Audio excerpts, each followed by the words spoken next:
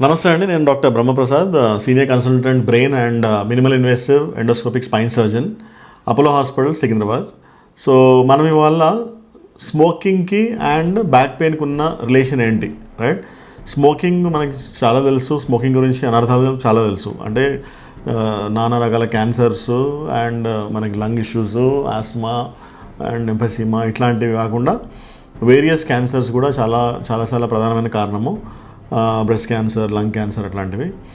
ఇది కాకుండా ఇప్పుడు మనం స్పైన్ గురించి మాట్లాడుతున్నాం కాబట్టి స్పైన్ మీద స్మోకింగ్ ఎఫెక్ట్ ఏంటి అనేది మనం తెలుసుకుందాం. ఓకే, సో స్మోకింగ్ అనేది ఎందుకు రిస్కీ, ఎందుకు మనకి ఇంపార్టెంట్ దీంట్లో అంటే కొన్ని మెయిన్ ఇష్యూస్, క్రిటికల్ ఇష్యూస్ ఉన్నాయండి స్పైన్లో.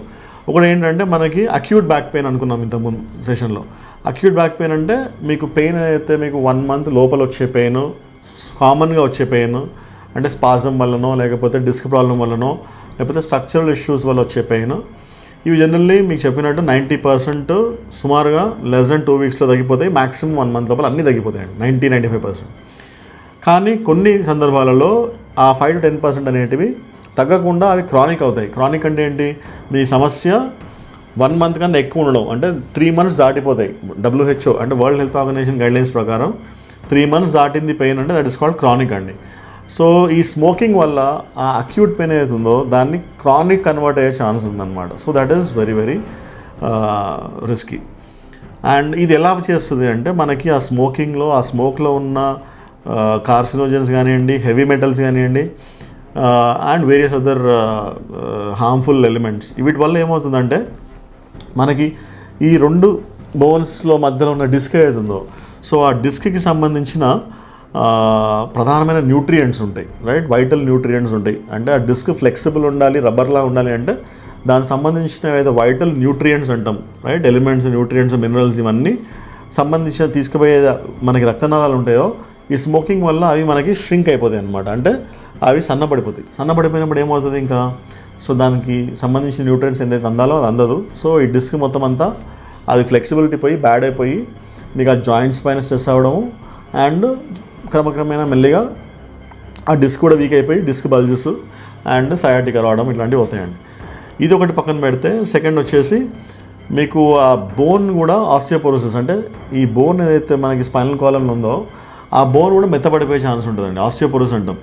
అంటే మనకి ఆస్టియోక్లాస్ట్ యాక్టివిటీ కానివ్వండి, అంటే బోన్ రీమోడలింగ్ అనేది దెబ్బతింటుంది అండ్ బోన్ పోరస్ అయిపోతుంది, అంటే బోన్ మెత్తబడిపోతుంది. హార్డ్ ఇటుకలాగా ఉండాల్సిన బోన్ మీకు స్పాంజ్లా అయిపోతుంది. అప్పుడు ఏమవుతుంది, అది కూడా ఇప్పుడు మీకు పెయిన్ అంతా మీకు వెయిట్ బేరింగ్ యాక్సెస్ స్పైన్ కాబట్టి మీకు ఆ బోన్ ఇటుక స్ట్రాంగ్ ఉంటే మీకు గోడ స్ట్రాంగ్ ఉంటుంది, రైట్? ఇటుక స్పాంజ్లా అయిపోయింది అనుకోండి మధ్యలో ఏమవుతుంది, so structurally it cannot bear the weight కాబట్టి పెయిన్ వస్తుంది. ఇంకోటి ఏంటి, మీకు ఏవైతే సపోర్టింగ్ మజిల్స్ ఉంటాయో ఆ మజిల్స్ కూడా వీక్ అయిపోతాయి అనమాట. మీకు కోర్స్ మజిల్స్ మీకు చెప్పుకున్నాను ఇంతకుముందు, కోర్ మజిల్స్ అంటాము, స్పైనల్ ఎక్స్టెన్సర్ మజిల్స్ అంటాం. సో ఈ మజిల్స్ సపోర్ట్ అనేది ఆ మజిల్ స్ట్రెంత్ లూజ్ అయిపోతుంది అనమాట. అంటే దే లూజ్ దేర్ స్ట్రెంత్. అవి స్ట్రెంత్ పోయింది అనుకోండి, సో పోస్చర్ దెబ్బతింటుంది. ఎందుకంటే ఈ పారాస్పైనల్ మజిల్స్ అనేవి ఇంపార్టెంట్ మీకు పోస్చర్ కరెక్ట్ ఉండాలి అంటే. సో పోస్చర్ కరెక్ట్ లేదు అంటే అర్థం ఏంటి, మజిల్ స్ట్రెంత్ ఉండకపోవడం. సో మజిల్ స్ట్రెంత్ లేకపోతే that is also one important event అండి. ఇంకోటి మనకి వూండ్ రిపేర్ కానివ్వండి, సర్జరీస్, ఏ సర్జరీస్ అయినా కూడా, ఇదొకటే అని కాదు బట్ ఏ సర్జరీస్ అయినా కూడా మనకి వూండ్ అనేది, గాయం అనేది మానాలి కదా. సో గాయం అనేది మారాలంటే మీకు రిపరేటివ్ టిష్యూస్ ఉంటాయి, రిపరేటివ్ ప్రోటీన్స్ అవన్నీ ఉంటాయి. సో అదంతా కూడా సప్రెస్ చేస్తుంది స్మోకింగ్. సో అట్లాంటప్పుడు ఏమవుతుంది, సర్జరీస్ అయినప్పుడు వూండ్ మానదు. So that is very danger. ఎందుకంటే మనకి కొన్నిసార్లు ఇంప్లాంట్ వేస్తాం, కొన్నిసార్లు వేరే హై అండ్ కొంచెం ఎక్విప్మెంట్ వేస్తాం లోపల, మన స్క్రూస్ అని, రాడ్స్, ఇంప్లాంట్స్. సో ఇవన్నీ కూడా ఇన్ఫెక్ట్ అయిపోయే ఛాన్స్ ఉంటుందండి. So that is very dangerous కదా. That is one thing. And ఇదొకటే కాకుండా బోనీ ఫ్యూజన్ అంటాం. అంటే బోన్స్కి మనం సర్జరీ చేసిన తర్వాత కొన్నిసార్లు ultimate aim of surgery of any spine fixation is fusion. అంటే ఆ బోన్ అక్కడ మూమెంట్ ఉండకుండా, పెయిన్ రానియకుండా అతుక్కోవాలన్నమాట. సో అతుక్కోవాలంటే ఆ కాల్షియం, హోమియోస్టాసిస్ కానివ్వండి, విటమిన్ డి అవన్నీ సైకిల్స్ అన్నీ మంచిగా ఉండాలి. సో ఈ స్మోకింగ్ వల్ల అది కూడా దెబ్బతీస్తుంది. సో మీరు ఒక్క స్మోకింగ్ వల్ల ఎన్ని రకాల, ఓన్లీ స్పైన్ పైన అది కూడా ఎన్ని రకాల మెకానిజమ్స్ వల్ల ఇంపాక్ట్ ఉందో చూడండి.